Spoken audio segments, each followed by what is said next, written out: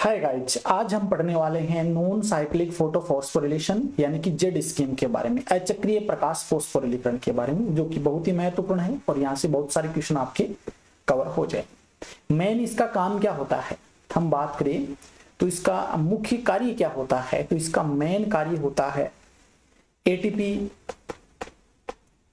एवं NADPH2 का निर्माण।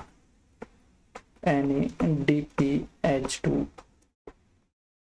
का निर्माण ये मुख्य कार्य होता है, यानी इसके दौरान आपको एटीपी का निर्माण होता हुआ दिखेगा और NADPH2 का निर्माण होता हुआ दिखेगा। इसे जेड स्कीम भी कहा जाता है। जेड स्कीम क्यों कहते हैं, इनका जो आकार होता है, शेप जो होती है वो जेड की तरह बनती है, इसके कारण जेड स्कीम कहा जाता है। तो शुरू करते हैं, देखिए किस प्रकार से करेंगे, यहां से स्टार्ट करते हैं। सबसे पहले हम बात करें तो इसका जो एंटीना अणु होता है वो है PS सेकंड, और PS सेकंड के एंटीना अणु की हम बात करें, फोटो सिस्टम सेकंड की हम बात करें तो इसमें एंटीना अणु हो जाएगा PS सेकंड में 680 हो जाएगा। ठीक है, 680। और इसको हम यहाँ पर इसको बंद कर देते हैं जिससे कि थोड़ा सा देखने में सुंदर भी लगे और अच्छा भी लगे। ठीक है, अब क्या होता है, इधर यहाँ पर आपका ये सूर्य है, यहाँ बना देता हूँ, ये सूर्य रेड कलर में बनाते हैं क्योंकि रेड बहुत ज्यादा चमकीला है और यहाँ से बहुत ज्यादा प्रकाश निकल रहा है। ये सूर्य बना दिया। इधर से क्या होगा, इसको ऊर्जा प्रकाश प्राप्त होगा। प्रकाश प्राप्त होते ही क्या होगा, उत्तेजित होगा, और उत्तेजित होने से पहले एक घटना और पढ़ लीजिए जो कि इंपॉर्टेंट है, और ये मैं आपको यहीं पे बता देता हूँ।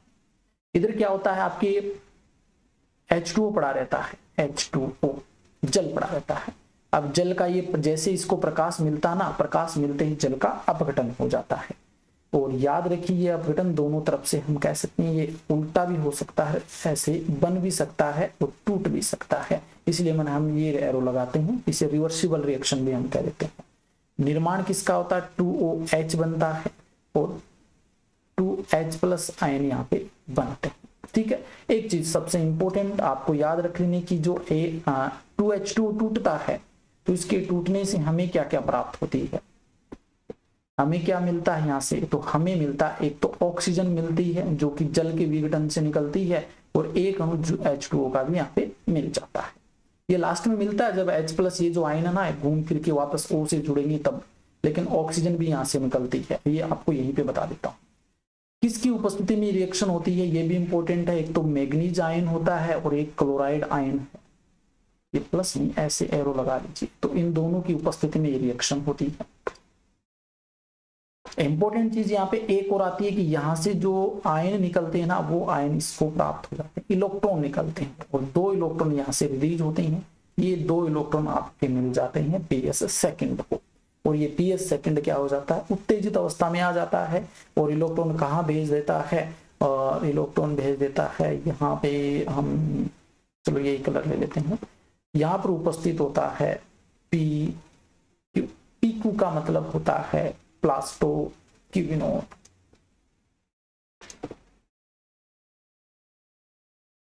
PQ का मतलब होता है प्लास्टोक्विनोन, और इस प्लास्टोक्विनोन के पास में चले जाते हैं इलेक्ट्रॉन।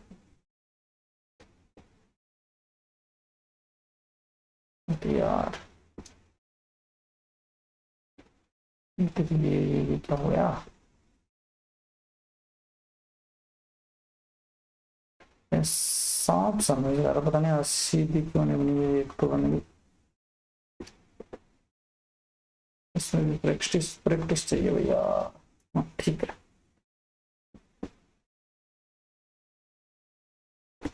ये जो 2 इलेक्ट्रॉन होते हैं, ये 2 इलेक्ट्रॉन चले जाते हैं, इसको कलर चेंज कर लेते हैं थोड़ा सा, मेरे को भी अच्छा नहीं लग रहा है।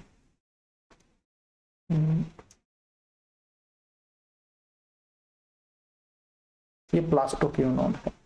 ठीक है, इसके पास 2 इलेक्ट्रॉन यहाँ से चले जाते हैं। अब आगे हम बात करें तो प्लास्टोक्विनोन के आगे यहाँ पर होता है साइटोक्रोम B6 होता है, साइटोक्रोम B6 अच्छे से समझ लेना इसे क्योंकि बहुत ही महत्वपूर्ण है। साइटोक्रोम B6 के बाद में होता है साइटोक्रोम, यहाँ पर उपस्थित होता है F। साइटोक्रोम F के बाद में यहाँ पर आता है प्लास्टोसाइन, ये इंपॉर्टेंट है, इसको मैं रेड कलर में बना देता हूँ, यहां से क्वेश्चन बन सकता है प्लास्टोसाइन। ठीक है, यहां तक एक बार इसको हम एरो के माध्यम से कंप्लीट कर लेते हैं। एरो लगा लेते हैं इस कलर में यहाँ पर, ठीक है। ये 2 इलेक्ट्रॉन है, ये भी 2 इलेक्ट्रॉन है और यहाँ पे भी 2 इलेक्ट्रॉन, ठीक है। जो साइटोक्रोम B6 में जब ये जाता है तो वहां पर क्या होता है, एटीपी का फॉर्मेशन हो जाता है। एटीपी का फॉर्मेशन यहाँ पर होता है, तो यहाँ पर ये जो एडीपी है, इस एडीपी से बन जाता है एटीपी, यानी कि ऊर्जा का निर्माण हो जाता है यहाँ, ठीक है। अब ये 2 इलेक्ट्रॉन ये प्लास्टोसाइनिन के पास में पहुंच गए हैं। ये प्लास्टोसाइनिन है, इन 2 इलेक्ट्रॉन को कहां पर पहुंचा देता है, ये पहुंचा देता है पीएस आपका जो है, इसे हम ये वाला कलर ले लेते हैं, तो इसे कहते हैं पीएस फर्स्ट। पीएस फर्स्ट के पास पहुंच जाता है और यहाँ पर जो एंटीन अणु होता है P700 होता है, ठीक है। इसके चारों ओर भी हम ये एरो लगा देते हैं, सुंदर लगे, समझने में भी आसान।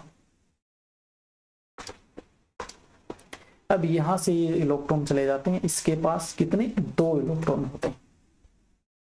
अब ये भी क्या होता है, उत्तेजित होता है, इसको भी क्या होती है, वो कहते हैं प्रकाश प्राप्त होता रहता है। प्रकाश जो होता है, ये एक चीज और याद रख लेना, ये कितने नैनोमीटर की ऊर्जा को अवशोषित करता है, तो ये 673 नैनोमीटर की ऊर्जा को अवशोषित करता है और ये 683 नैनोमीटर की ऊर्जा को अवशोषित करता है। यहां तक की ऊर्जा ये अवशोषित कर लेता है, ठीक है।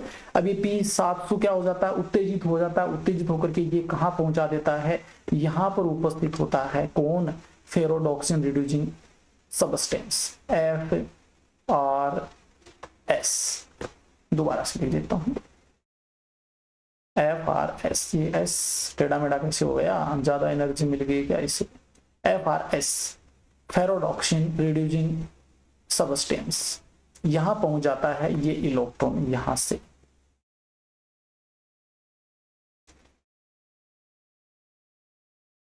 ठीक है।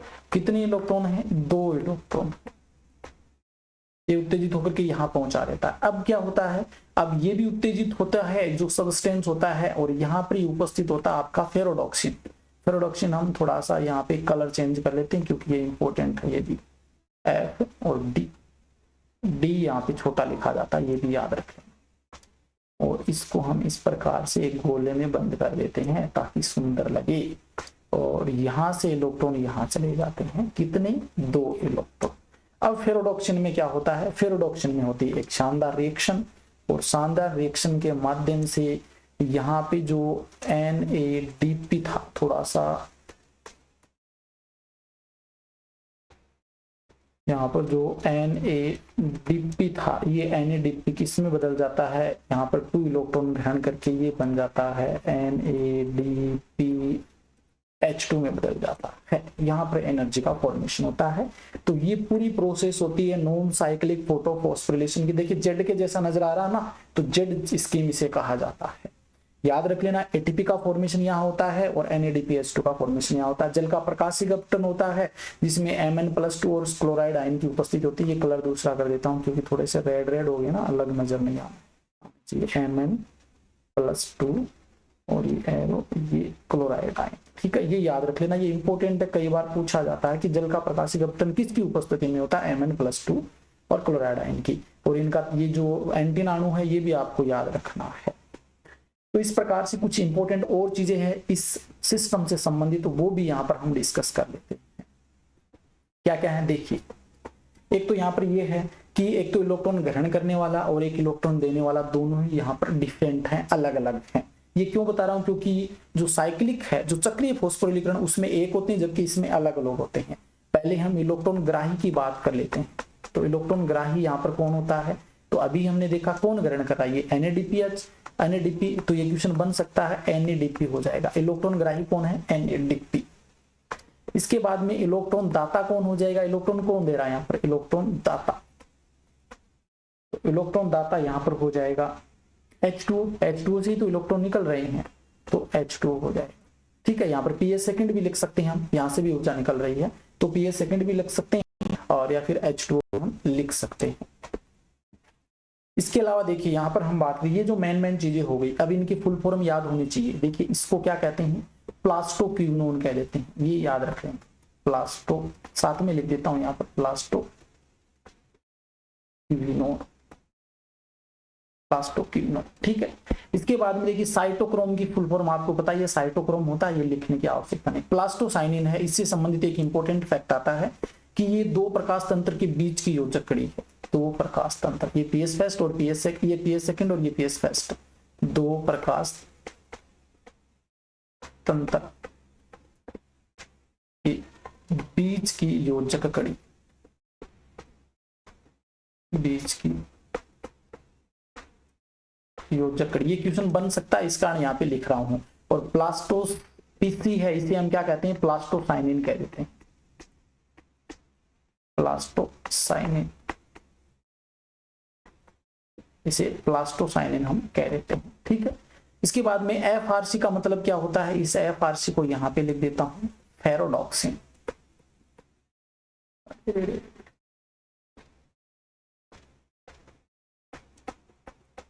फेरोडॉक्सिन अपचयित पदार्थ या रिड्यूसिंग सबस्टेंस, फेरोडॉक्सिन अपचयित पदार्थ। ठीक है, ये फेरोडॉक्सिन हो जाएगा। ठीक है, बस ये इसकी फुल फॉर्म होगी, ये पूरा चक्कर आपका कंप्लीट होता है। तो नॉन साइक्लिक फॉस्फोरिलेशन या जेड स्कीम है वो इस प्रकार से कंप्लीट होती है। तो आज के लिए इतना ही, नेक्स्ट वीडियो में हम नेक्स्ट टॉपिक को डिस्कस करेंगे एक शॉर्ट ट्रिक के माध्यम से। धन्यवाद, थैंक यू।